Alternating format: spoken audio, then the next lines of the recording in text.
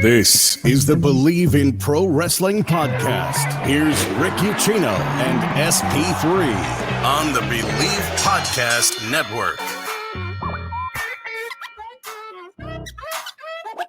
Oh, yes. Welcome in, everybody. It is Monday morning. A glorious week is ahead. It's Super Bowl week. Yes, it's finally here. Last week was long. This week's going to be even damn longer. It's like you can watch all the preview shows and get hyped for the game, but at a certain point, it's like you've talked about everything. There's only so much you can talk about Aaron Donald going up against the Bengals shit offensive line, okay? Yeah. Let's just get to the damn game and kick it off. Hey, we had the Pro Bowl this week.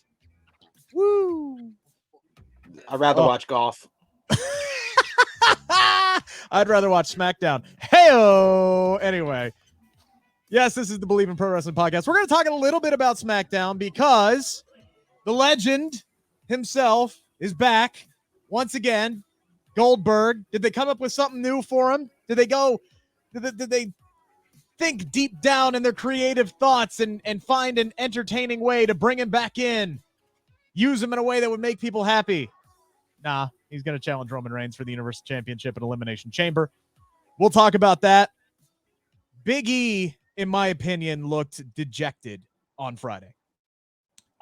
He looked like a guy, at least early on in the match, that was going through the motions. Now, I could be completely wrong on that, but that's what I saw in him after he was basically unceremoniously moved over to SmackDown, and his singles push appears to be done. We'll talk about the New Day on this show. Kind of debate back and forth with one another on what we think WWE should do with the New Day. And I know SP3 is gonna say something awful that people never want to see happen. He's gonna go there, folks. He's gonna go there, and I can't wait until he goes there. And Tony Khan, ladies and gentlemen, has announced a mystery talent will be arriving this Wednesday on Dynamite, talking about a forbidden door, but it's not really a forbidden door when it's a free agent, because that's not how forbidden doors work. But anyway, they're going to be signing a contract, and they're slamming the door on their old company, whoever it may be. We'll talk about that as well. And I might ask SP3 a question on this show today that he may not be able to answer. He may just sit there and go, damn it, that is a really hard question for me. And we will get there when we get into the 5 count. But again, I brought up the Super Bowl earlier. I did that for a reason, because there's only one game left after that god-awful Pro Bowl. There's only one game left, but Bet Online has way more stuff to bet this playoff season, from scores, totals, player performance props, to where the next coach fired is going to land next. The Miami Dolphins, they have a new head coach now. Bet Online is the #1 spot for all things NFL betting in 2022.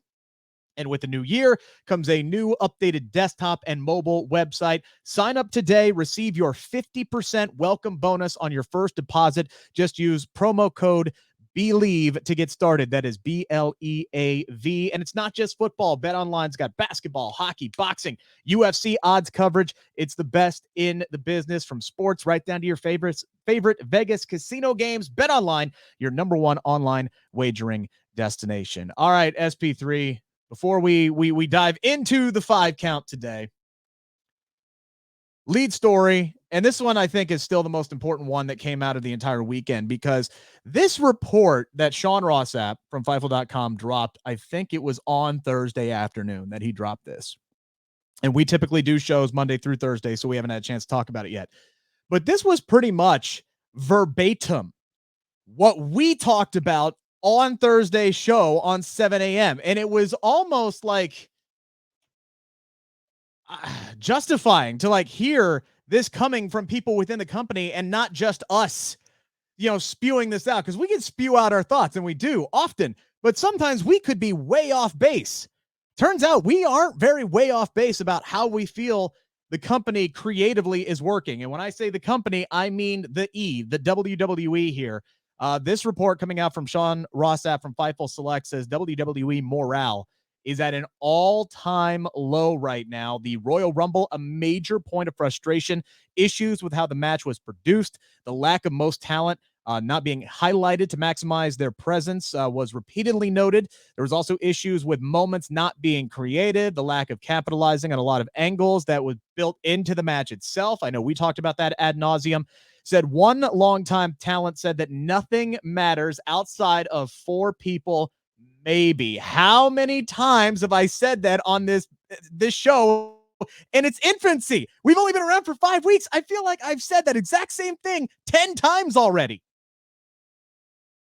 Over half a dozen main roster talent pointed to issues with continuity and nobody else being designed to do anything. Several talent have felt like they are without a voice and are reduced to making pleas on social media. Another talent said that they have never felt less heard, and their attempts to speak with Vince McMahon go ignored, met with haste, or sometimes seemingly spitefully gone the other way based off of their recommendations. It should be noted that this report does not reflect the entire locker room as a whole, probably just everybody outside of those 4. I'd say 6 people at this point. SP3, I copied this entire report when it came out on Thursday, and I just sent it over to you with the big eye emoji. What was your reaction when you sat down and you read all this?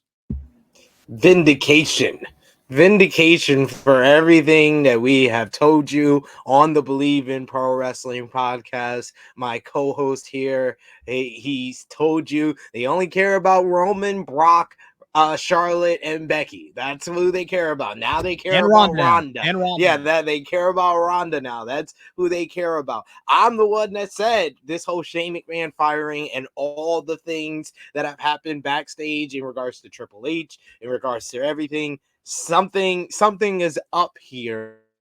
And I've also said on many occasions that the fan perception for WWE is probably the lowest it's been in quite some time. So to hear a report that confirms that that some people in the locker room also feel the same way as the fans, that is acknowledgement of an issue going on in this company. Because you can look at some of the good things that the company does. It makes a whole lot of money. It does some good things with certain charities. Roman Reigns has had entertaining storylines for over the past year. Ronda Rousey coming back at the Royal Rumble was great. Seth Rollins has been great over the last couple of weeks. These are positives with this company. And then when you look at the negatives, not only is it a long list, but each and every point that you name off are bigger than the positives that I just named. Like firing and doing budget cuts when you're making record profits. Your whole treatment of your roster and their ideas, their creativity. Someone like Mustafa Ali, when you come out and you make a statement to a platform like Fightful and you tell them that we're more willing to grant releases, and then one of your bigger superstars that is known makes it public that he's making a release request and you're not granting him his release. It makes no sense whatsoever. And then when you just look at the product from week to week, it just seems like they don't try. And then when you look at the Royal Rumble, which is this report is really coming off the heels of, like we said during the week when we recapped it, when we talked about all the news coming out of it, this was a match and an entire show to tell us we are getting a match that we knew we were gonna get since August. I don't understand. I don't understand this company. And if this is the match that you wanted to give us for the main event of WrestleMania, maybe you shouldn't have done it in Saudi Arabia. Maybe you shouldn't have planned to do it at the beginning of the year. Maybe you shouldn't book yourself into a corner where at this point they have to make it a title versus title match because they haven't thought about any interesting or intriguing matchups for the WWE title that haven't been done yet. Like, this company is in a flux when it comes to creativity, how they're treating their talent, how they are responding to criticism, how they are responding to talent's ideas. This is a company that seems devoid of creative ideas, and I think that this report is confirming that the locker room feels a lot like us that vocalize a lot of our criticisms and our nitpicks of this product right now. I saw another report from Wrestling Observer that said WWE has acknowledged that the men's Royal Rumble was boring. this year, and they are going to make sure that next year's Royal Rumble is not boring. Like, oh, thanks, guys. Oh, Appreciate it. Thanks The bare for minimum. This is why I said on our last show, I don't have an issue with Shane McMahon trying to push for his ideas or to book stuff about matches for him in the men's Royal Rumble match, because that would have meant we at least were pushing 2 feuds in this goddamn match. Like, I don't have an issue. The stuff that's come out about him like being a little bit abrasive, being unprofessional, yeah, that's stuff on him. But the idea of the issue started with him trying to come up with ideas for himself in the Royal Rumble. I like I said on the other show, I wish more people would do that, because but as we're seeing in this report, if they're doing that, they're gonna, if Vince is treating his son's ideas like, that's not what I want to do, I'm gonna do what I want to do, you can only imagine what he's doing to this roster. Yeah, exactly. And that's and maybe that was a message that, again, yeah, Shane is kind of being scapegoated, but maybe it's also a message of saying, hey, look, that's my son. I showed him the damn door because he didn't go with the flow. He didn't get with the program. So get with the program. Trust in me. I'm a genius. Let's just go. Let's just work. We'll figure this out. I got this. And maybe that is how Vince McMahon is working. And again, the bigger issue that I had with the Royal Rumble with Shane and the producers and all these last minute changes is, yeah, you knew who you wanted to win this damn match for the longest damn time. So why are you still planning out this match at the last damn minute?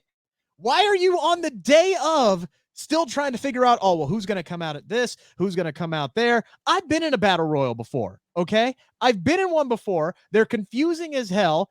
You make any it's hard enough to figure out, okay, where am I going in? Who's supposed to toss me out? What's supposed to be going on at this time? And then, oh, by the way, yeah, you're supposed to be performing in there. So when you're making last minute changes, it pisses off your talent because you're trying to remember all these different things. Battle Royals are not easy to put on. I guarantee you the Royal Rumble is 10 times harder to put on, especially on the stage that it is. So that's one of the things that just absolutely irritates me. But again, this is, vindication was the word that I was looking for there. Because again, I've talked about 4 or 5 people. You mentioned them. I'll throw Seth Rollins in there as the 6th because it seems like he's always got something going on. I'll say there's the golden 6 that WWE is focusing on now with Ronda Rousey back into the fold, and everybody else, it just does not matter. And that is why we're getting title for title between Brock and Roman. That is why WWE has booked themselves into a corner, is because if you don't focus on building people up like you should have been from the get-go, you should have a thriving, at this point, with all of the people that you had over the last year, 18 months or so, you should have a thriving main event scene that should include Keith Lee, that should include Karrion Kross, that should include, at this point, Damian Priest. You should have been building these guys up. That should still include Samoa Joe, by the way, after he was cleared and ready to go. We might talk about Samoa Joe coming up here in a little bit. You have guys. Kevin Owens should still be in the main event scene. Sami Zayn at this point should be in the main event scene, not just getting one universal title match to where Brock Lesnar beat the crap out of him and then he ate one spear, and now he's finally getting an Intercontinental title shot in 2 weeks. AJ Styles should be in the main event scene. He's just hovering around in obscurity right now. It's amazing to me, the bevy of talent that they still have under the roster that they don't care to utilize or care to build up whatsoever. Like, we saw a few women kind of finally break through in the past year in Bianca Belair and Rhea Ripley. Their WrestleMania statuses are unknown at this point. There's a lot of talent and star power on this roster whose WrestleMania matches are unknown at this point. Not even a clear-cut path. And there's a lot of people that I'm concerned with, because it's like, how many times can you go to the well and say, well, we're 2 weeks out. Kevin and Sammy, why don't you guys just go out there and wrestle each other for 15 minutes? How many times can you go to the well and do things that you see? Oh, okay, well, we need something for Sasha. Bailey, are you ready? Okay, well, let's throw that on WrestleMania that we haven't for some reason been able to do for a while, and we'll just do it with a really short build. It's very concerning. And here's the problem, though. Not a damn thing is going to change. No. Because WWE made $1 billion last year. Yep. That's all they care about. Yeah. That's all the top brass, what Vince, the other Khan, I forget his name for a second, not Tony Khan, but the other Khan, Nick Khan. That's what he cares about. Mr. Budget Cuts. That's all they care about. They're making money. They just signed a streaming deal with Disney. All right. They got a contract with the mouse. They are getting so much damn money from Elimination Chamber. They're making fistloads of cash, which means nothing is going to change. All we can do is sit here and hope that things change. Hope that the perception changes things. That's the only way. And I'll case in point, SP3. I'll talk about my Bengals. All right. A few years ago, the NFL, if you're an owner in the NFL, you don't really care about ticket sales because you make all your money off of TV. You make all your money off of TV, off of revenue sharing, everything like that. So you're making your money. If you're selling 30,000 tickets or 60,000 tickets, it does not really matter in the grand scheme of things. You're still getting your money as an NFL owner. You still have a team that even the lowest worthy franchise in the NFL, which is the Bengals, all right, they're either 32nd or 31st. They are worth over $2 billion. So you are making your money no matter what. But for the Cincinnati Bengals, perception changed their future because they had Marvin Lewis as their head coach for 16 years and did not win a damn thing. And Mike Brown, the only thing that finally convinced him to change the trajectory of the franchise and go out and hire somebody new and hire a guy like Zach Taylor, this is not a direct comparison, but just follow me here, was empty seats. He had 30, 40,000 fans at the end of that 2018 season. He was on national television embarrassed that their upper bowl was empty, that they were getting their ass kicked week in and week out. And finally, Mike Brown said, something needs to change because this is embarrassing to me. And he brings in Zach Taylor. He drafts Joe Burrow. 3 years later, we're in the effing Super Bowl. It was all perception. So the only hope, honestly, and I'm never going to tell people to not go to shows. I'm never going to tell them how to spend their money. All right. But the only way that this is going to change, I Bleav, is if ratings and ticket sales get so bad that WWE is forced to change their product, because in the long run, if ratings and ticket sales and the product is bad, in the long run, it's eventually going to affect their bottom dollar. Or they just don't give a shit and they're going to be selling in a year anyway. Either or. That's why when you said the words hopeful and WWE in the same sentence, my eyebrow raised immediately. I saw that eyebrow. I don't use that word with WWE. You have to understand what you are a fan of and what you are watching. Like, I'll take two other sports examples for you. I am from New York City, and I live very close, 5 blocks away from Yankee Stadium. And what I've known watching the Yankees over time is that they throw money at everything and every problem that they have had for my lifetime in the past 34 years. For the Los Angeles Lakers, it's similar to that, except we always do come out winners in each decade. We'll at least get close, or we'll win a championship in every decade. But when we try to put a super team together, we completely fail, and it's miserable every single time. This has happened 3 times to me. I'm currently living in the 3rd time. But this is about me realizing that this is what happens when the Lakers get a super team. They fail, and it's not a good season. I need WWE fans to realize this company only cares about money. I should not be hopeful that anything is going to change. If you watch a 2001 Monday Night Raw and you watch a 2022 Monday Night Raw, not much has changed in the format. Not much at all, except it's 1 hour more, which makes it harder to watch. That's all that really has changed. Their format is the same for over 20 years. It's the fans that are so enamored, that have become like these, like people have called them, the people that watch a lot more wrestling, or people that are pro AEW, pro whatever promotion. They call them E-drones because it's really like they're a robot. Like they are just hell-bent on watching WWE. They'll ignore all the problems. They'll have excuses for all the problems. They're overhyped the positives, and that is their main. That is about, they have grown to the point that their E-drone majority, like diehard audience, is like 1.5 to 2 million people. This will never change, ladies and gentlemen. Let's not use the word hopeful with WWE if we're talking about changing. This is who they are. Things might change if they sell. That's the only hope that anybody should have. Which is sad. It is. And occasionally, things look like they're brightening up and they start doing some cool stuff, and then either they get bored with it or they just decide, no, I don't have time for that. And then they inexplicably cool people off. Unfortunately, I think Damian Priest is a guy that was classic case of if it ain't broke, don't fix it. And WWE, for whatever reason, decided to fix somebody that didn't need fixing.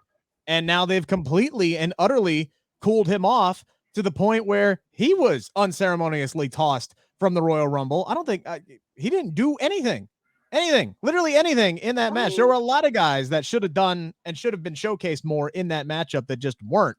And it's slowly going down. And to your point, fans are smarter today. So yes, they're doing a lot of what they've done over the last 20 years. So nothing has changed for WWE. It's the fans that have changed. We're smarter now. We've paid attention. We've been watching for 20, 30 years.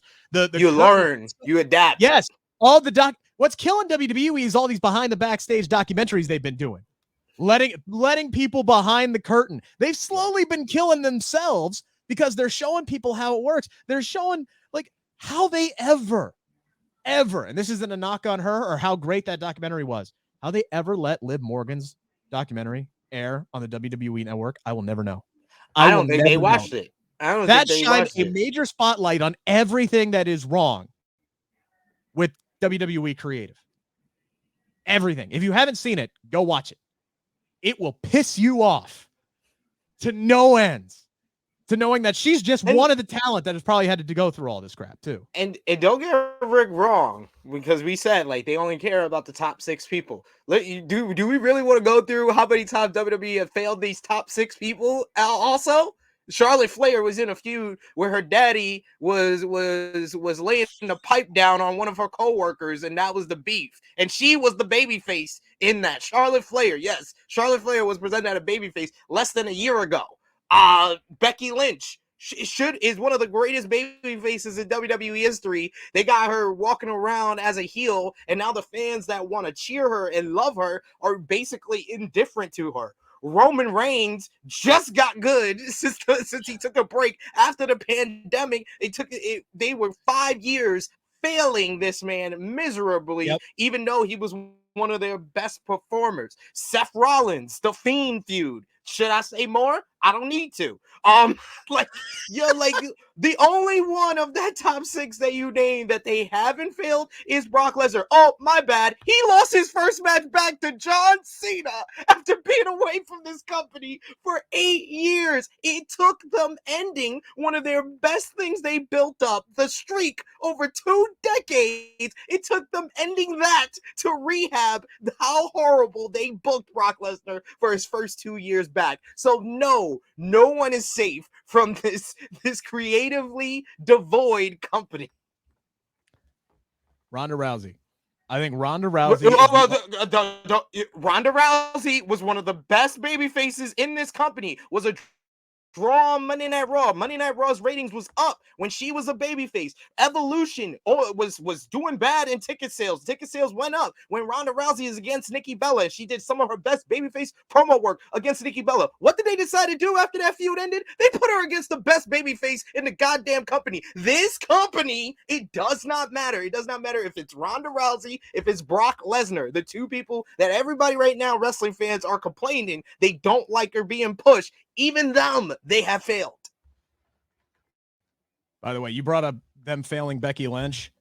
Them turning her heel when they came back wasn't the biggest failure that they've done for Becky Lynch. It was what they did immediately after WrestleMania 35, where she had her grand crowning achievement of winning both belts. And then they immediately stuck her with a brand new superstar, still pretty green, and said, all right, here you go. Let's create some magic with Lacey Evans. You're going to have 3 months with her. And then her other title feud was with Charlotte, who she had been fighting for 8 months to a year at that point. And everybody was like, boy, we're so happy this can finally move on. And then they didn't move on.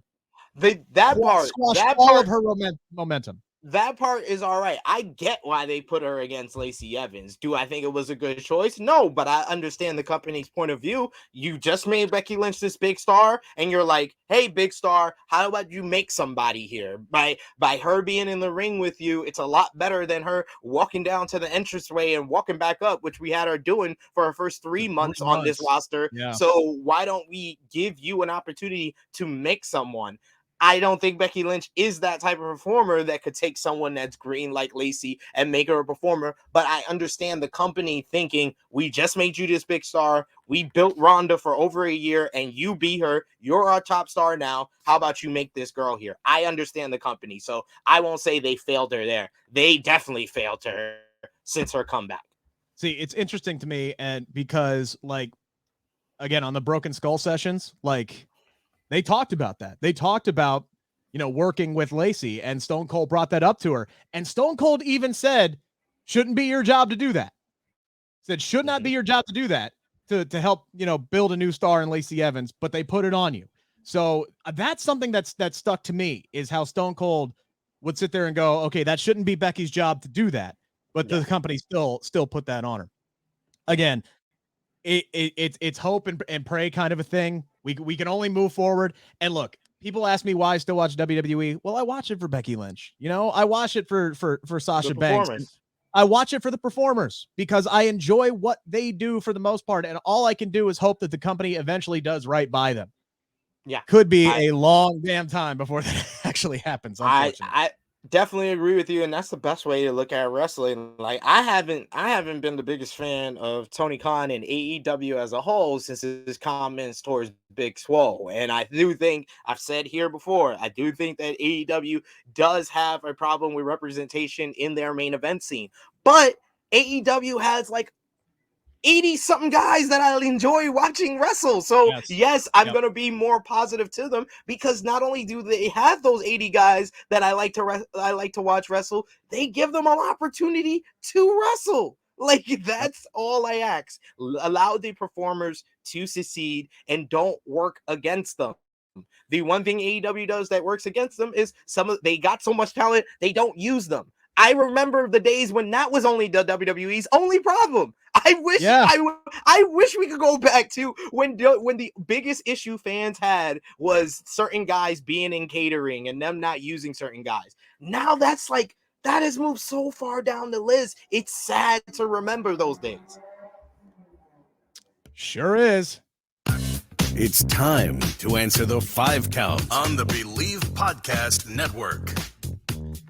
All right, before we dive into the 5 count, what I'm about to say might shock you, SP3, but the greatest quarterback of all time, not just a GOAT on the field, he is a GOAT when it comes to investing as well. He invests in stocks, crypto, and even art, and now you can invest like the GOAT with Masterworks. Masterworks is the investing platform that lets you buy shares representing an investment in art from icons like Picasso, Monet, and Warhol. Art prices actually outpaced the S&P 500 by 164% from 1992 to 2021. In fact, early investors already received over 30% IRR in 2020 and 2021 from the sale of just 2 paintings. This is your opportunity to join 300,000 other members and invest like the GOAT. Plus, you can get priority access with our game day promo. Go to masterworks.art/Bleav. That is masterworks.art/BLEAV. Some may call him the GOAT of professional wrestling. Dutch Mantel sure doesn't. A lot of other people sure don't. Bill Goldberg, SP3, back in WWE, maybe for the last time. He has said that he has 1 match left on his contract. We are not getting Goldberg Big E like a lot of people wanted, including Big E. Big E finds himself in creative purgatory at the moment. They decided not to do anything kind of creative whatsoever with Bill Goldberg. In fact, it's the rinse and repeat of Bill Goldberg, how he's gotten all 4 of his last championship matches. His music hits, he walks down to the ring, he stares in front of his opponent and says, "You're next." And that's exactly what we saw on Friday Night SmackDown. Goldberg is back. He will finally face Roman Reigns after these two were supposed to throw down at WrestleMania 36 before Roman Reigns took his hiatus. So we're going to get the WWE Hall of Famer, against the Tribal Chief, the head of the table for the Universal Championship at Elimination Chamber. The number one on the 5 count, SP3, you good with Goldberg and Roman Reigns for Elimination Chamber? It would have been so much better if he would have mentioned that last part, the WrestleMania match that didn't happen. Would have been great if he would have mentioned that instead of just going the Goldberg road of saying that you're next. You're next. I acknowledge you as my next victim. Doesn't matter You're like 2-7 in your last 9 matches. How many wins he has, he can come back and get the shot. But saying all that, I am okay with this because it is a big name on the road to WrestleMania, where I would think to complete this story, you are going to be having Brock Lesnar beat Roman Reigns, even though that's kind of against the result that Vince McMahon has wanted all this time at a WrestleMania match between Roman and Brock. So it's very confusing where they're going, but this adds another Hall of Fame name to the list of people that Roman Reigns have beaten in this historic Universal Championship reign. So I would like it. And plus, you could play on the fact that Goldberg does have a chance to win, and this would give him the rematch of WrestleMania 33, and he can get his revenge on Brock Lesnar for beating him and ending his first run with the Universal Championship. And this is a result that there will be some fans that will believe it and be scared to death that it will happen, and that will make for a good crowd reaction. Even in Saudi Arabia, those fans were loud the last time they were out there. I think they'll be loud for this one. They do respond to Goldberg. It makes sense for this matchup to go down here. I rather it here than WrestleMania. So that's the number one reason why I'm okay with this. Yeah, I don't know what the end game is with Roman and Brock, because again, as we talked about ad nauseum for the first part of the show, let's just say Roman Reigns does beat Brock Lesnar, which, as you said, is the result that Vince McMahon has wanted for 6 years from the result of this feud that has been going on for these two. Okay, cool. Now Roman is the WWE and the Universal Champion. Who next? Who are your next 2 challengers? Where are you going with this? Oh, no, you don't have anybody. So I guess we're just going to continue with Brock Lesnar and Roman Reigns because you ain't got anybody. And that's the other reason why I agree with everything you just said. And I'm fine with Goldberg. Because who else they got? Are you going to feed Drew McIntyre to Roman Reigns at Elimination Chamber? Might be better than the match that he's got right now, which is another pay-per-view match with Madcap Moss, but we're not going to spend a whole lot of time on that. So you're not going to do that. You're saving Drew, presumably, for right after WrestleMania. That would be my assumption, because he's the only other guy with any kind of clout, with any kind of history with either Brock or Roman Reigns that you can immediately go to for one of those titles. So you're saving him. Who else you got? You could do Big E, but you've decided not to go down that path. He's also another guy, fingers crossed, that could very, very easily be brought back up as a singles competitor after WrestleMania as a challenger. So there's another guy you got to hold on to. You don't have anybody else. So yeah, you tried out Bill Goldberg for one more Saudi Arabia match and get it over with. Get it done. This is a match you wanted to do at WrestleMania 36. You couldn't do it. So yes, it does make sense to revisit that. I do agree with you. I wish they would have brought it back. My biggest issue with this is it's the same issue I have with Naomi and Charlotte Flair fighting for the SmackDown Women's Championship this coming Friday on SmackDown. You've already announced your 2 matches for WrestleMania, your 2 main events. You've already established that they're going to be Roman Reigns and Brock Lesnar and Charlotte and Ronda Rousey. You've already gone out there and put that out into the universe that this is happening one way, shape, or form. So to kind of put those there and then do these title matches beforehand, again, you could sit here and say, oh, people are going to be scared that Goldberg's winning. Goldberg ain't winning this damn match. It doesn't make any people sense. said that. No, but people have said that. The same people said that the last time we were in Saudi Arabia around this time 2 years ago. They said it was no way he's beating the Fiend, and he beat the Fiend. Yes, Roman Reigns is someone different, but there are fans that are going to remember that we have said Goldberg has no chance, no shot to beat the Fiend, and he beat the Fiend. He does this. It's not the same as Naomi versus Charlotte Flair, because one, Naomi doesn't do this. Naomi hasn't beat Charlotte the last 2 times that they put her in the ring with her. And any of the last couple of times she got a SmackDown Women's title match, I don't even remember. So this is not what Naomi does. So that's totally different from this, where Goldberg does this all the time. And he has all this history with Brock Lesnar. They are 1-1 at WrestleMania. You think that it's out the realm of possibility for this company to give us Goldberg versus Brock 3 at a WrestleMania? I do, because of who they would have to screw over to do it. It's very different. Yes, Roman Reigns is completely different from The Fiend or Kevin Owens in the eyes of WWE. You know it, I know it. This is his golden goose. This is the guy that he has been trying to make the top guy in all of professional wrestling for years, and he is finally on the trajectory to do that. He ain't feeding him the 54-year-old Bill Goldberg, or however old he is now. You ain't feeding him to Goldberg in Saudi Arabia 4 weeks before your biggest show.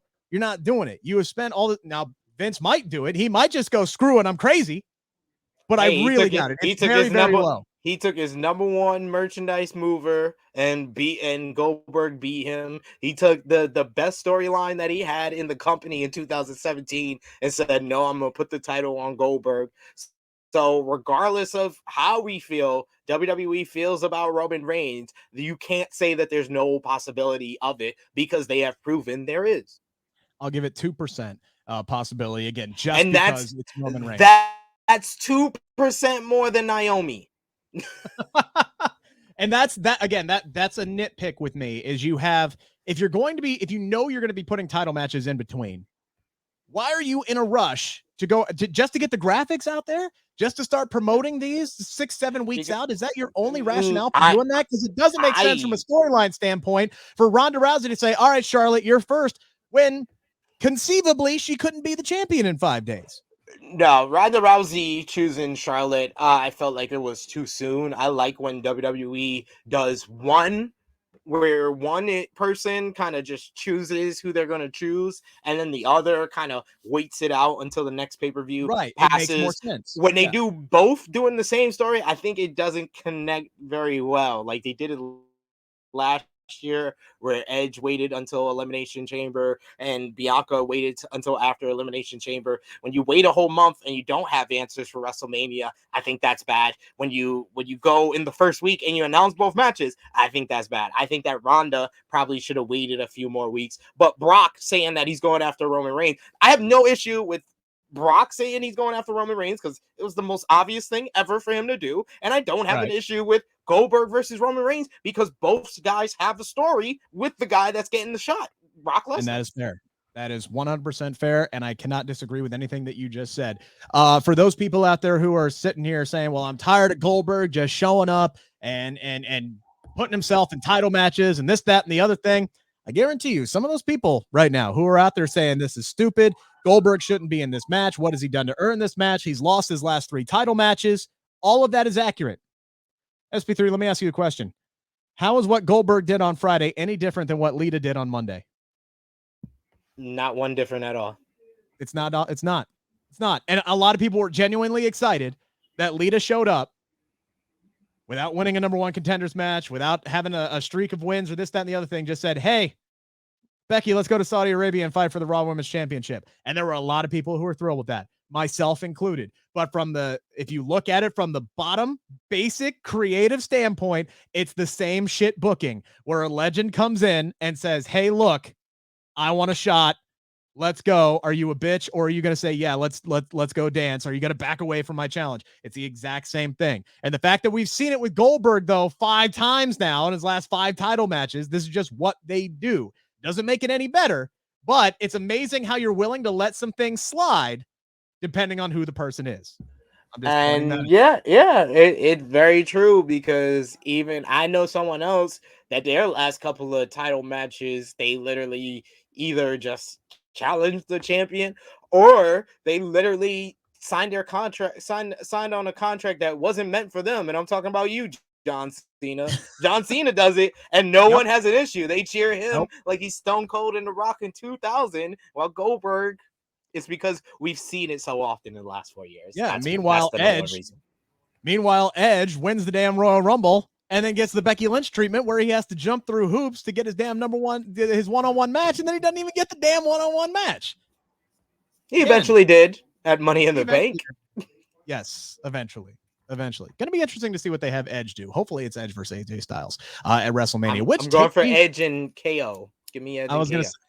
Well, maybe that's the answer to this question then as we move on to number 2 in the 5 count. We know we've got 2 world title matches set up, presumably. Again, Brock and Roman, Charlotte and Ronda. We think it's going to be Becky and Bianca. So presumably it's title for title, WWE and Universal. Those are your 3 big matches, all 4 of your major championships. So number 2, what is another match, one match that you would like to see added, SP3, to the WrestleMania 38 card? Either one I just mentioned, Edge versus Kevin Owens, because I feel like AJ Styles can kind of fit in anywhere else. We kind of saw that last year with that random Raw tag team title match with him and Omos versus the New Day. You could throw him in a multi-man matchup for a mid-card title and he'll still kind of stand out, or a random like mid-card feud. I just feel like Kevin Owens has either gotten mid-card or upper card type of feuds the last couple of years, where I want him to have a very important match on this card. And I think him versus Edge would probably be like the second or first biggest match on Monday Night Raw. I would put that on the same level of a Bianca Belair versus Becky Lynch. If that's your number 1 match on Monday Night Raw, then Edge and Kevin Owens is just as intriguing, and I probably want to see that more. So I think that it checks a lot of boxes. It gives Edge a dream match, a guy he's never versed before. And I think the promo work would be great between both guys because they know their characters well. I think too many people want this Edge versus AJ Styles. I would love to see it as well. And it's a match I want to see since Edge returned, because it's going to be great in the ring, but it's not going to give us the type of build that Kevin Owens and Edge will, because Kevin Owens is just a level above AJ Styles when it comes to just who he is as a character right now and his promo work. So I feel, and WWE doesn't know how to do babyface versus babyface. So now that AJ Styles is a babyface, let's stop asking for that, because it's not going to be good when they do it. So let's go for the heel versus the babyface, Edge versus Kevin Owens. The only other match I would add besides that is that women's tag team title match that we talked about the last time for Sasha Banks and Bayley versus the Bella Twins versus Queen Zelina and Carmella, like a 3-way or 4-way. You could throw a 4th team in there. I want something like that at WrestleMania to give some star power to that women's tag team division that just did not have that at all, even though they were on 2 nights of WrestleMania last year. That is correct. And they had enough women to put them on 2 nights of WrestleMania last year. We only have 1 damn team right now. Exactly. 1. So I just gave you 2, and it's 3 of the 4 people that you would have to put in this matchup. You just had at Royal Rumble. And 1 is on their way back, is rehabbing. So make it happen. I'm going to be very, very brief on this one because we're going way longer and the trajectory is not good here. And I know you're time limited today. Literally any Intercontinental Championship match at all. Literally anyone, any single one. I don't care who's the champion. I don't care who's the challenger. Don't pre-show this bullshit. Give me an Intercontinental title defense night 1 or night 2 of WrestleMania. SP3, I know you're very well aware of this, but I'm going to ask rhetorically. Did you know with Sami Zayn and Shinsuke Nakamura now fighting for the Intercontinental Championship 2 weeks from this past Friday on February 18th, because Sami doesn't go to Saudi Arabia, so I understand that, so this one can get a pass for me. But unless Shinsuke Nakamura wins on that Friday and then makes the flight and defends it at Elimination Chamber, we are going to go a full calendar year without the Intercontinental Championship being defended at a premium live event. That's still really weird to say. For the older crowd, at a pay-per-view. The Intercontinental Championship has not been defended on a pay-per-view since Apollo Crews defeated Big E in a Nigerian drum fight. It is ridiculous. It is maddening. It is mind-boggling to me. About that 7-minute classic we got at WrestleMania 37. Where the drums weren't even used. They used the gong. The drums were not, they were just there. Again, that created that creativity from WWE to go, oh, we'll put him in a Nigerian drum fight. Well, what's a Nigerian drum fight? We'll figure it out. I talked to Big E 3 days before that match went down. I asked him, do you know what a Nigerian drum fight is? And he's like, nah, I don't. I have no clue. We're just going to go in there. We're just going to do what we do. Put the damn Jesus, it's one of the things that ticks me off because that title used to mean something when it was on Seth Rollins, when it was on The Miz, when it was on Edge, when it was on Stone Cold Steve Austin, Bret Hart, and Shawn Michaels. That title used to mean something in this damn company, and now it is so much of an afterthought, it hasn't been defended on a pay-per-view in a full calendar year. Just the slightest little bit of effort would be great from this company for the love of God. I brought up the Nigerian drum fight. The gentleman who was the Intercontinental Champion at the time was Big E. He lost in his hometown of Tampa, Florida in 7 minutes in that Nigerian drum fight that didn't use any of the drums. Since then, he's been on a very roller coaster of a ride. Wins Money in the Bank, wins the WWE Championship. He's all over the place. He's on Big Noon Kickoff. He's at award shows. He's at boxing matches. One of the best ambassadors for the company that they've had in decades. I'll say it. The man was fantastic outside of the ring as a WWE champion. Everything that you want from a guy to showcase your company. Inside the ring, his booking, not the best.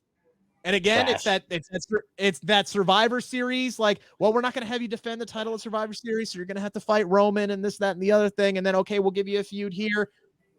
Day one shows up, drops the WWE Championship to Brock Lesnar due to Roman Reigns getting COVID, and then falls off a cliff. And as I said at the top of the show, dude just looked dejected. Just absolutely dejected at the beginning of that match. Got into it a little bit later. I think the crowd finally kind of woke him up and he realized, hey, I still love doing this. And I still think he does love what he does. But I think he's just depressed with how his trajectory has fallen off. They didn't even, again, this is something we said multiple times. They moved him over to SmackDown. Raw didn't get a damn thing. Nothing. They didn't even explain it on TV. They just said, oh, hey, Big E's on SmackDown now. Hooray. You guys get the New Day together. Yay. Thank God at least they won their damn tag team match. Looked like they were going to lose that bitch for a little bit on Friday night. So, okay, the New Day's back together now. I would guess we're going to get New Day and Usos at WrestleMania. Because, again, who else do they got? I don't think they've actually ever fought at WrestleMania, though, have they? Maybe on a pre-show one time? They've been in multi-man matches at WrestleMania, so we're probably going to get another multi-man match, honestly. I don't think we're going to get them two on two.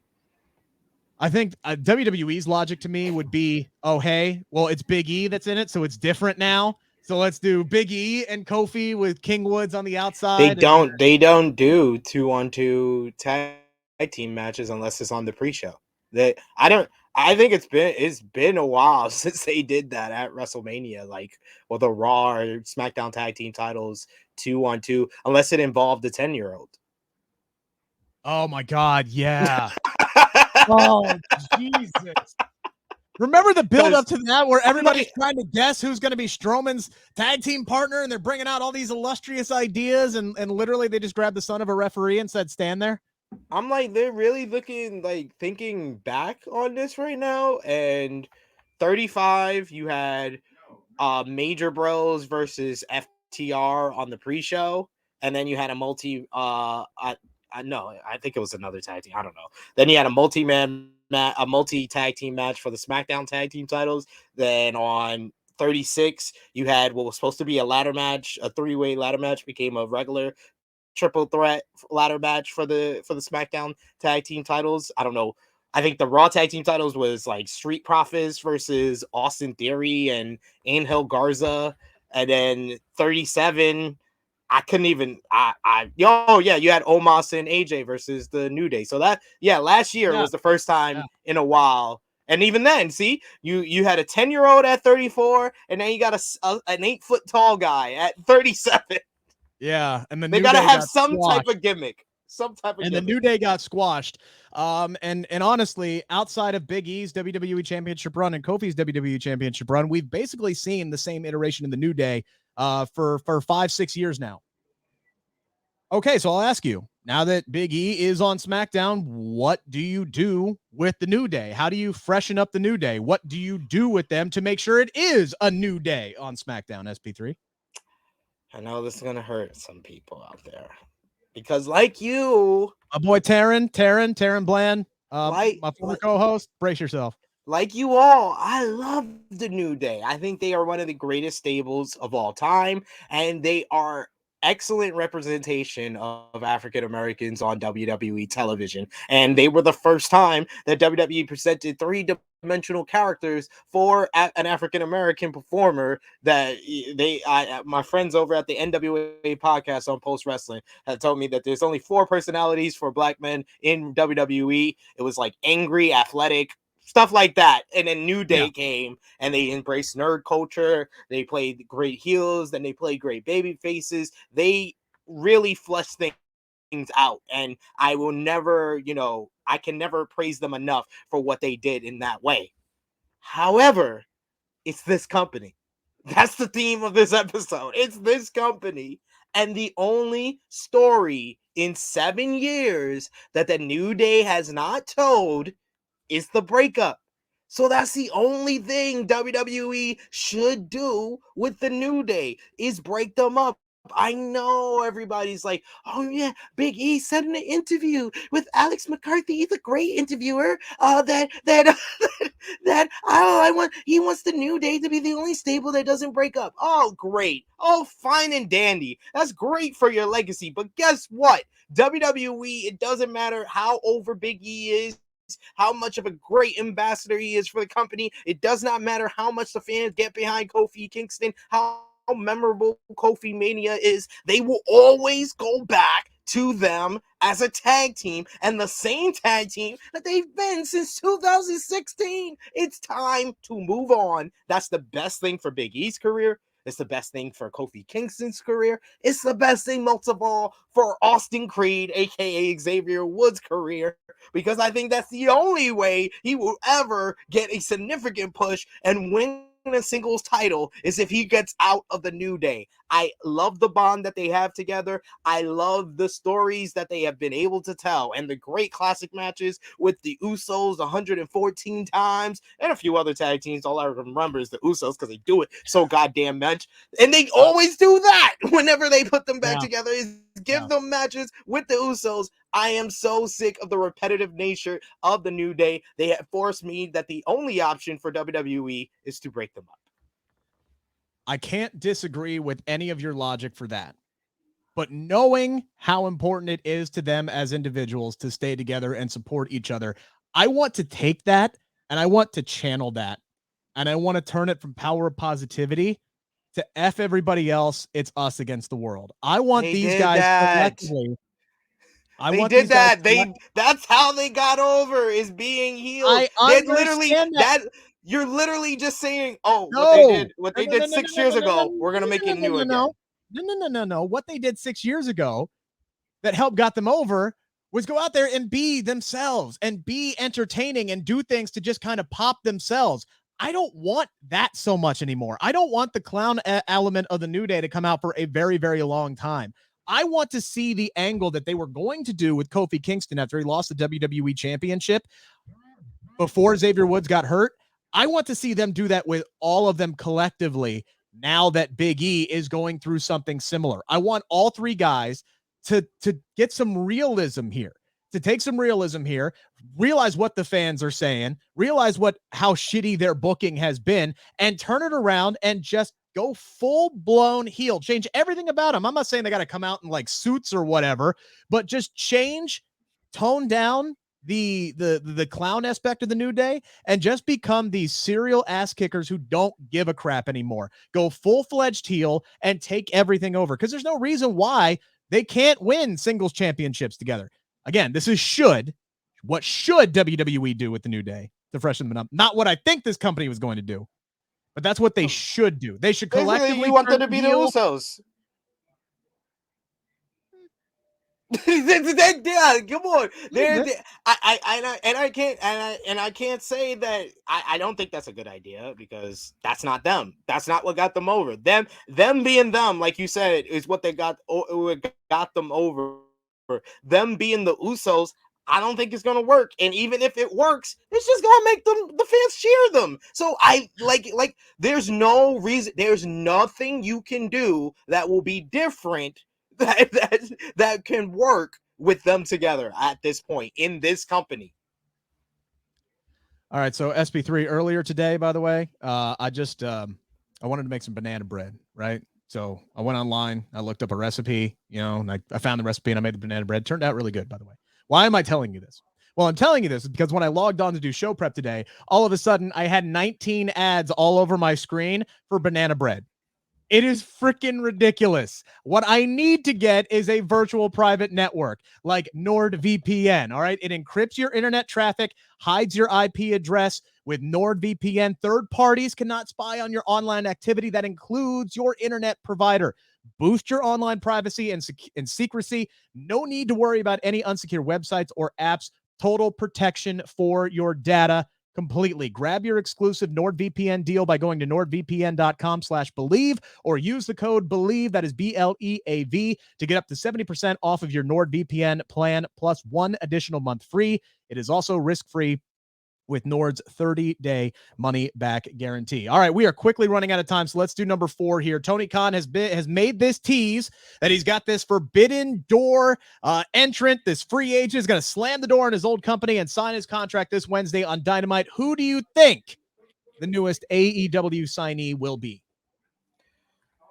Bass in his glory, limitless Keith Lee. The rumor started. Wrestling Observer newsletter reported on it this week. They said that AEW is in talks with him. I would love to see Keith Lee in this company. He's someone that's so talented, and I feel like AEW can showcase that. And he's needed in this company. Like I said, the only issue I have is representation in the main event scene, and Keith Lee is a main eventer. So it checks the boxes on both Keith Lee and AEW's box. And by the way, congratulations to Keith Lee and Mia Yim, who were married over the weekend. So fantastic for you. Love seeing all the wedding photos on social media. Really good for them. I do think it's going to be Keith Lee. I can't argue with there, but I'll throw out a couple of other options that it might be just possibilities. Samoa Joe's non-compete is now up. I think he's a slam dunk that might be coming to AEW sooner rather than later. So maybe they pull a fast one here and say, oh, well, everybody thinks it's going to be Keith Lee. Oh, but maybe he's on his honeymoon this week. Possibility. So maybe it's Samoa Joe. I think another name that might be maybe more possible than Samoa Joe is Jeff Hardy. I think that might be another one, especially with the way that Tony phrased that tweet, especially with the reports that Jeff Hardy got offered to return for the Rumble and got offered the 2022 Hall of Fame induction. And he said, nah, bro, I'm good. Yeah. And with everything, especially how his exit went, which a lot of people now say was very hastily done. That's a possibility for me, is Jeff Hardy. But again, I think it's going to be. That would be very interesting, not to interrupt you, but because I do agree with you that would fit what Tony Khan said in his tweets. And even Isaiah Cassidy kind of teased that in a tweet for himself as well. So, and this would mean that Jeff Hardy is getting his non-compete clause out early. So this would be him slamming the door in WWE's face. I'll guarantee you what it's not going to be, guys. It is not going to be Mustafa Ali, who is going to be breaking his contract and showing up on TBS on Wednesday. Great story. Would be awesome to see. It ain't happening, folks. It's just not going to happen. And number 5, as we wrap up here, I do apologize. You're already late for your next endeavor. Which match would you rather see at AEW Revolution? Both of these matches were teased on Rampage this week. Hangman Adam Page versus Adam Cole, Bay, or Dr. Britt Baker, D.M.D. versus Thunder Rosa. If you could pick one of these matches to happen at Revolution on March 6th, which one would you choose? This is a tough one, but I'm going to go with Dr. Britt Baker, D.M.D. versus Thunder Rosa because this is a match that they've been building since that lights out non-sanctioned match, and it would be almost a full year at Revolution since that match. That match happened on March 18th, 2021. Revolution is on March 6th, 2022. You can tell a whole year story, and they set it up nicely with Dr. Britt Baker being the one that brought in Mercedes Martinez to take out Thunder Rosa, where Thunder Rosa can get a big win on an episode of Dynamite or Rampage to set up this match. But I'm also thinking that it might be too soon and that we can lay this out till Double or Nothing. The reason why I'm going with Baker and Rosa over Hangman and Cole is that after Dynamite, I feel like there is no one hotter or better to verse Hangman Page than MJF. I love Adam Cole, and I think I'm going to love what Adam Cole and Hangman do in the build up to Revolution, but there just isn't a better option than MJF to verse Hangman Page right now. Yeah, I don't want Adam Cole to get an AEW title shot unless he's going to win. Like, you know what I'm saying? Like, I think I'm fine with him winning and losing as long as it's a great match. It still helps him out because it's his most high profile match yet. Yeah, but and it also that does appear to be the story that they're telling there with Adam Cole when he comes out there and says, "Hey, look, my record is still intact. I am still undefeated because that lights out match does not count." And I love how they're using that lights out match to kind of light a fire under his ass, and he decimated Evil Uno in like the first 5 minutes. I love seeing this side of Adam Cole, so that appears to be the story we're building. But I agree with you. Give me Britt Baker versus Thunder Rosa at Revolution, and not only that, pull the trigger. It's time for a title change.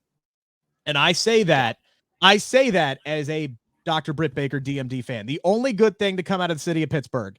Sorry, Kurt Angle. The only good thing to come out of the city of Pittsburgh. All right. Dr. Britt Baker D.M.D. in the last 20 years. The only good thing to come out of Pittsburgh in the last 20 years, Dr. Britt Baker D.M.D. And Tyler Boyd. But I will say that because she, while she is still the face of that women's division, she's not as on fire as she was, during the height of 2021. And that's not a knock on her. It's just hard to sustain that momentum. Yeah. It's ready for a switch. You see the reactions that Thunder Rosa gets. This crowd is white hot for her. I think Thunder Rosa is the next person. Dr. Britt Baker elevated this women's division to where it is now. And she deserves a shit ton of credit for that and has gotten a shit ton of credit for that. I think Thunder Rosa is the person to take it to the even next higher level. I think you put that championship on her and lead a women's revolution in AEW as the women's champion. I think she's the perfect person to do that. I think the crowd would really, really get behind her as champion and would be the best babyface AEW women's champion that they've had in the entire company in their history. I think it's time to make the switch. I'm a big Thunder Rosa guy, not as big as you, but I think it's time. I just think it's time to shake things up a bit. And you know what? At Revolution 2023, you can have Britt Baker win the title back from her. That you could do that. All right. Because eventually you still have that story of Britt Baker not being able to defeat Thunder Rosa, which is why it's brilliant, simple storytelling that she was the one that brought in Jade Cargill and was pissed that not Jade Cargill, Mercedes Martinez. Right. She brought in Mercedes Martinez and was pissed that she hit her with a pipe because she wanted her to beat her. She wanted to put losses on her record so she could drop down in the rankings. It's brilliant storytelling. I wish WWE would do more of that. All right, SP3, I know you got to run. Thank you for hanging on. We appreciate everybody who has listened to the whole hour and 2 minutes of this half-hour podcast. Thank you so much. You've been listening to the Bleav in Pro Wrestling podcast presented by Bet Online.